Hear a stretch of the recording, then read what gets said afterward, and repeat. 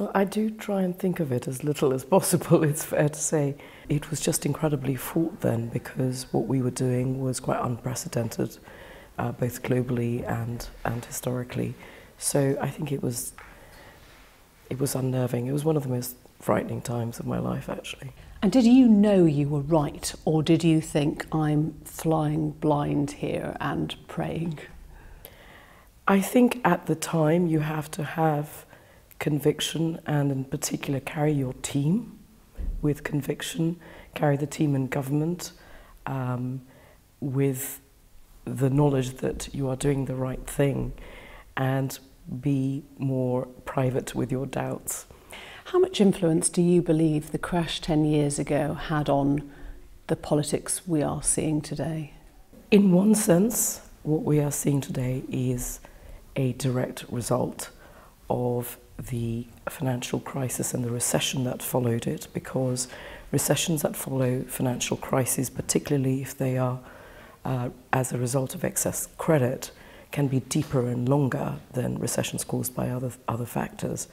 And they're always followed in the years that follow them, they're always followed by a decimation of the centre ground of politics, an increase in the votes for the far right. But it's also fair to say that the financial crisis itself was a part of a bigger phenomenon around globalisation. But if you believe that the crash created or encouraged, if you like, the left behinds, the people who went on to mistrust institutions and experts, doesn't that tell you that the solution of the time, the propping up of the banks, was the wrong answer? Well, it was never about saving the banks. But it was. But it was about saving the economy, not the banks. And the point about the reason why financial crises lead to very deep recessions is that the depth of the financial problem dictates the level of the financial of the recession that follows. Systemically then, could this happen again?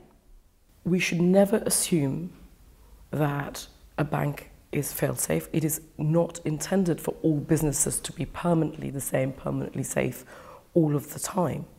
I think what we have tried to do over the years that have followed, through the regulatory system in particular, through the change of leadership in all of the banks, is to ensure that if there is a failure, it is not the taxpayers and not the public that pays the cost. The philosophy, though, that was a moment when New Labour could have reset the whole economic system.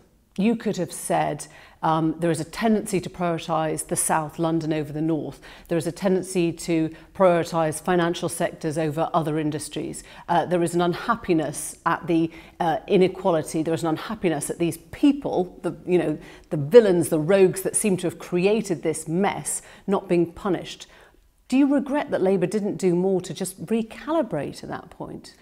I did, in fact, leave the government a year after the financial crisis, just after the G20.